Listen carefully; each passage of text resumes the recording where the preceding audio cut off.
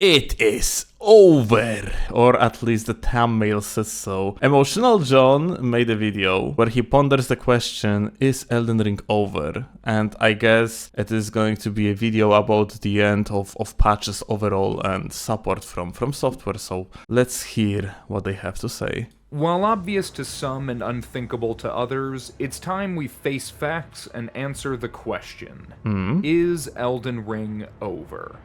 I know. It's depressing. Those of us begging for long-term improvements to multiplayer and endgame soared our hopes high on the DLC and were met with definitive devastation. There are no words for just how bad it feels to know that, no matter what was possible, none of it has happened. We haven't gotten the 6-player limit, we haven't gotten more arenas, we haven't gotten anything to help make multiplayer more engaging. I kinda want to point something. A lot was done for the sake of multiplayer. It's just not these main concerns that the most, let's call it, try-hard part of the community wants. Like, you cannot say nothing has been done. We got essentially Wax Dust mod implemented as in-game mechanic, thanks to which we can just invade every single part of the world from any place given. We have the exclusive scaling for the PvP, which was huge change. Like, those are actually, if this thing's gonna move over to the another FromSoftware titles, it's gonna be really, really big. And yeah, so it's just kind of true that apparently, for whatever reason, FromSoftware come from the point of view that they just do not want to implement that 4-player limit, or that Hunterstone rework, or like different arenas, and so on and so forth. It's probably just against their initial idea of design, although we are not at the end of the service yet. Patch is still coming, there is still hope that something is going to happen.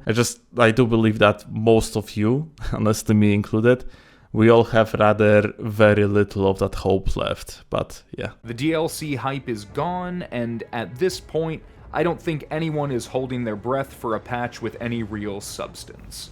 Oh no, there will be one for fucking sure. At the end of the service, every single Souls game received basically groundbreaking patch. So it's coming. It's probably simply going to be balance patch rather than anything else. By all accounts, we're cooked. But that's okay. Oh? Elden Ring was never trying to be anything other than what it is. An open-world adventure where you set your own pace and get as strong as you like, with single player as the first, last, and only serious consideration. Oh, Emotional John became so pessimistic. I don't think, honestly, this is true. Souls games overall are... It's not like you have main thing. Multiplayer and multiplayer aspects overall, I'm not only talking here about invasions or co-op, I'm talking about everything, about these like bloodstains, about signs on the ground and so on. They are like part of one big concept that makes Souls game. I don't really think there is like a main thing or like less main thing. There might be more popular thing and less popular thing, but essentially it all makes one big thing that is called either Elden Ring or like Dark Souls, yeah, or Demon Souls, for an instance.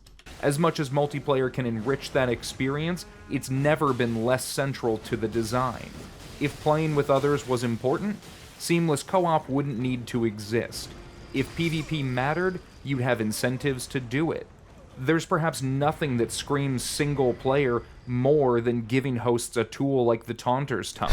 It's every shitter's dream and invader's nightmare. Sure, they could fix it if they wanted. Then again, that assumes it's broken.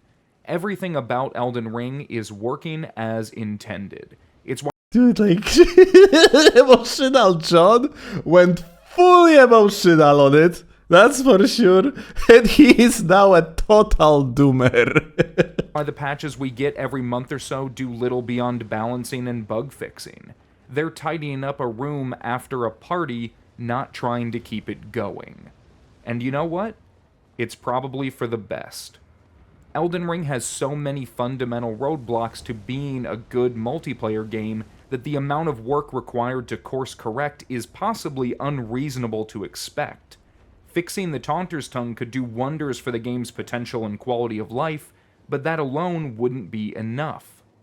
That's interesting take. I honestly, so this is true that like fix to the Thunderstorm would be kind of like a fundamental multiplayer change, but I don't think it would be really hard to do, and I think it would do wonders. Overall, the system of the multiplayer in Elden Ring is pretty good. The idea of the asymmetric PvP is very strong. Like, you are, for example, when you're playing through Dark Souls 2, someone going to invade you, it's rather unlikely you are going to have blue that's going to come to your aid. In Elden Ring, it happens practically instantly, no matter in which location you are, as long as you have the proper item activated.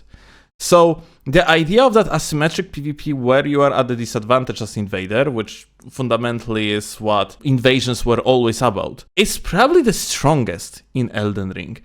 It's just that we do not have that crazy and fun, engaging gameplay of the constant fight between the host side and the invader side because of the 4-player limit and because of the ability to just close off the connections at will by people that are PvP ready, so like abusers of the Thunder's Tongue. So honestly, these two fixes, at least from my perspective, I have hard time thinking what exactly would be wrong by making such change, like increasing the player limit and reworking the Thunder's Tongue, so it would be working more like the right finger, but from the other Souls games, but there apparently is a reason, because it's very unlikely that FromSoftware do not hear complaints of the community in regards of player limit and Thunder's Tongue. There is probably a design reason why they keep on insisting to not change these things. We hoped big for Covenants in the DLC, but it was not to be.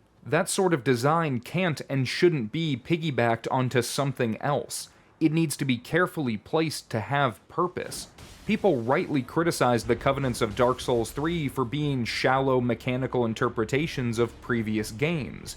As funny as it is to long for that experience, we deserve an across-the-board improvement. That means interesting lore, unique mechanics, and enticing rewards that all incentivize engagement.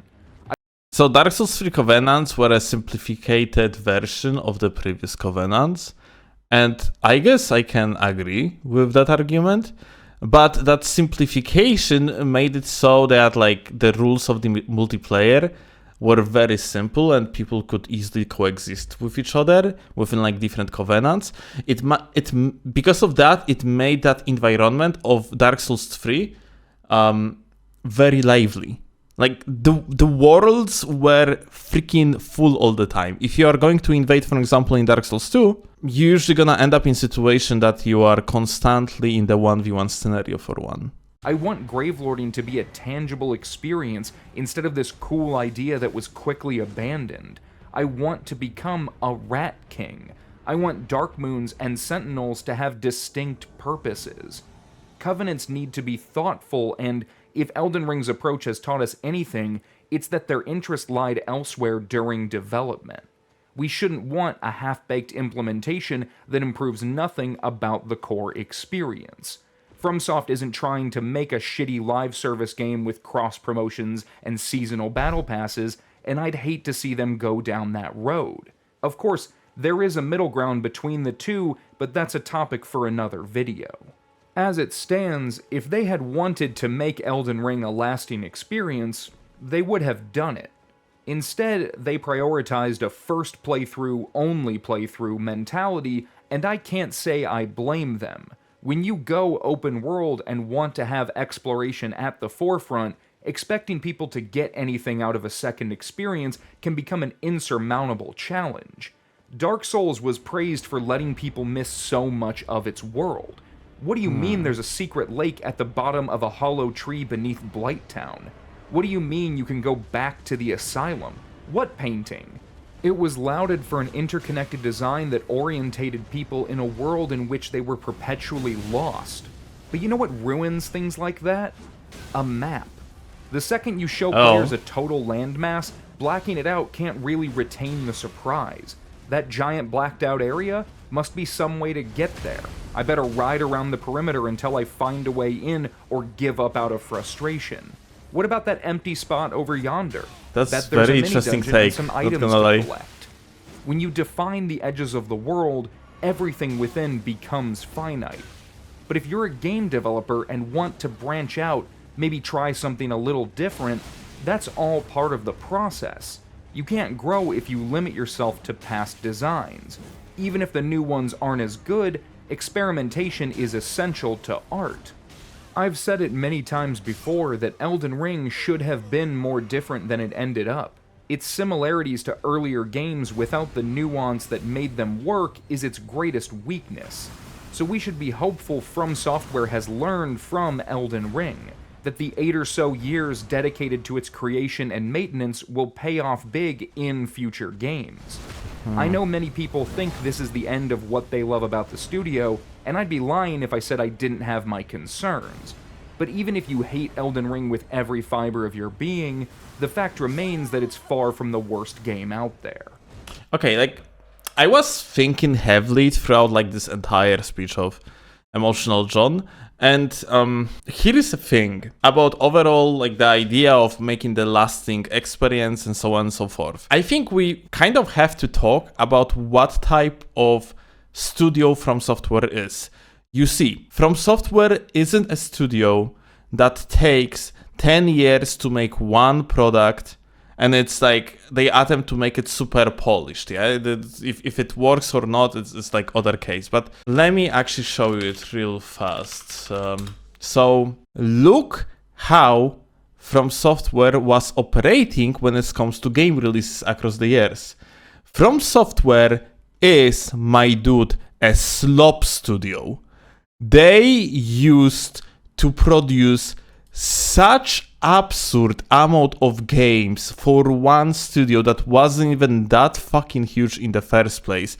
Every single year you had, like, at the beginning you had one release, yeah, and after that, like, they started releasing even like 5 entries in 1 year, dude. Like, here is 6, 3, 6. Like, you see what the fuck is happening here. FromSoftware kind of operates in such way. This is how they have standardized the process of production of their games. They are making the game, they give some support for it, they are move on to another project. This is how they operate. And now, because of Elden Ring was their actually legitimate, like such a humongous project, and they put so many resources and actually it paid back so well, maybe something gonna start changing now. Maybe we're gonna actually have like different approach to the design, but Elden Ring, fundamentally as a design, is no different to Dark Souls 3, Dark Souls 2, like Bloodborne, Sekiro, and so on. Yeah? The idea of there is a game, it's a final product, it is a premium product, have it, have fun. Like, there is no business plan for further development, even though these games are fantastic for replayability. So yeah, maybe something is going to change in the future, and maybe from now on, because of the success that FromSoftware had with the Elden Ring, we are going to see change in the strategy of the way how studio releases their titles.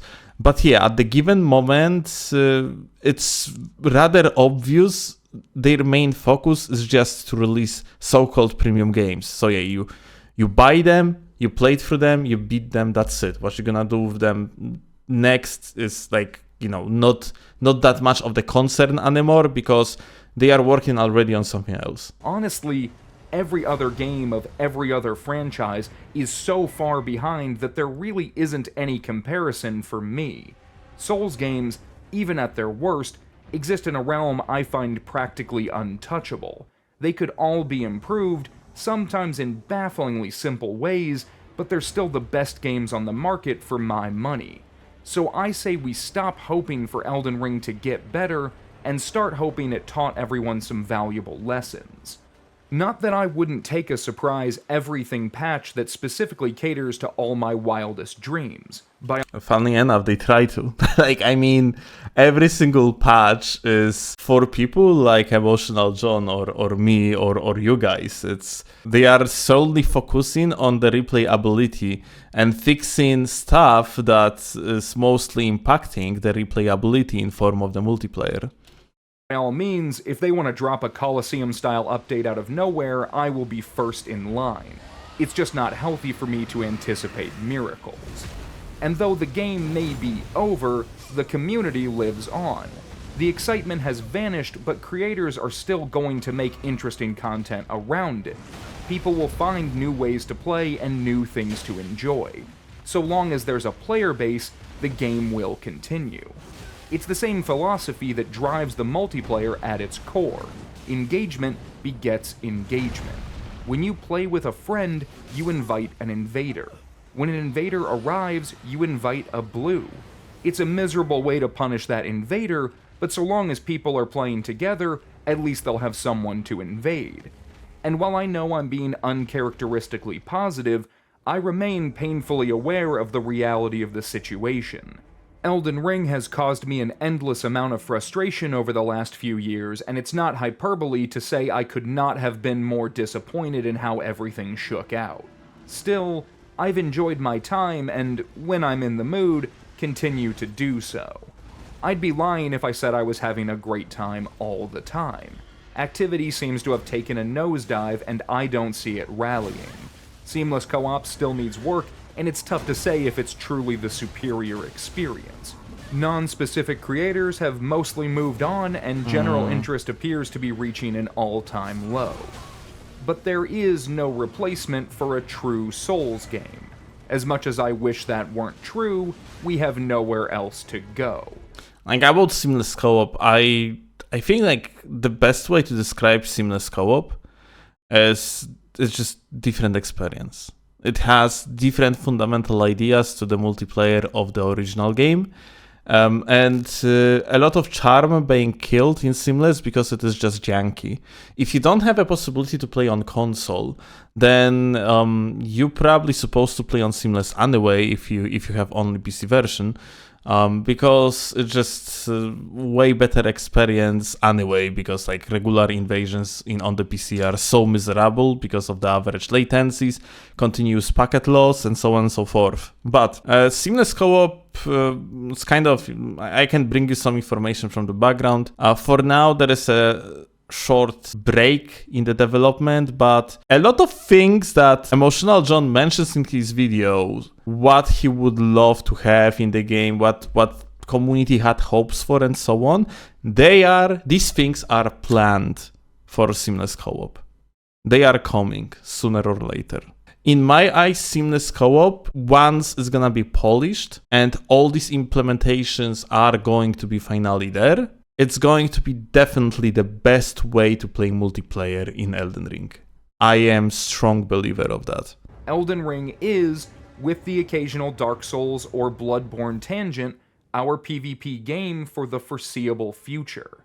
Some folks want to see people return to Dark Souls 2 or 3, games where the multiplayer made sense to them. Honestly, that doesn't sound terrible. The challenge is getting everyone on the same page and respecting that people want different things. As much as I love Dark Souls 3, I've played it to death. I could go back, and I almost certainly will do so at some point, but it can be difficult to feel revitalized while retreading old ground. I was never any good at Dark Souls 2 PvP, so I'd love to give that a serious try, while knowing soul memory is a hell of an obstacle. Bloodborne is always... Soul memory in Dark Souls 2 is overinterpreted by many people. It is a system that might be bothersome and was bothersome at the release, but now when everyone understands how to make the backups, it is actually quite helpful because overall the range of the invasions is usually just higher. You have easier time because of many other reasons to reach the host and so on and so forth. That being said, invasions overall in Dark Souls 2 are probably a weak link of the multiplayer. I think duels is where Dark Souls 2 shine at the most. Is a treat. It's not exactly as diverse as other Souls games, but when you get into the rhythm, it's something special. Even Demon's Souls and Dark Souls can have their moments, as jarring as I find some of their mechanics. The series has never been perfect, but it's always been entertaining. So let's embrace the end and find ways to enjoy these games until another entry graces us with its presence. Miyazaki willing, there won't be another 6-year gap. That said, I don't want them to rush anything either. Haste makes waste, after all. Then again, I'm bored, and I'd love a good dungeon crawl with some focused PvP. Kingsfield and Shadow Tower had some great ideas that, given some modernization, could make for a truly unparalleled experience. And if you're thinking the series is done with multiplayer and FromSoft has sold out to the casual single-player market, well, I can't say I blame you. Elden Ring made fools of us all for believing a bigger game meant bigger multiplayer. Oh yeah, at the release of the network test for Elden Ring, I remember a lot of people from the community were speculating that, hey, maybe the player limit gonna be actually increased to like 8 people now, and we're gonna have like huge open battles in the open world, and then like FromSoftware came in and were like, say yikes now. Chalk that up to the design aspirations for Elden Ring rather than a matter of taste. As much as I believe FromSoft doesn't engage with the multiplayer in the same ways as the community, I trust they see its value. As skeptical as I can be of their motivations and willingness to communicate, I respect their work. Elden Ring made sacrifices where possible to try something new. That those PC cuts lads came out of multiplayer and replayability makes sense, however damaging. But if we can acknowledge that the multiplayer has value, and that FromSoftware sees that value, then we should expect them to learn from the experience and do better in the future. Okay, so I am not a video game developer. I used to have a history of making like private servers for the games, heavily edited, like pretty much building my own game based off certain like solutions from the other game, or like reverse engineering. That being said, my point is, as far as I know, the outcome of the development is sometimes very different to initial idea. So sometimes, or very often even, the final effect is certain, let's call it a bunch of mashed ideas that not only occurred at the beginning of the development, but also literally at any process of it. And because of that, sometimes something that on paper supposed to be very good ends up not being that good. And maybe FromSoftware thought like, we are going to make absolutely goated multiplayer system for Elden Ring. It just, because of certain design decisions, it turned out kinda, well, bad. Let me know how you're keeping yourself engaged and what other games, if any, you've gravitated toward in the comments down below. I'm going to continue making content around this series and probably around anything else I find interesting.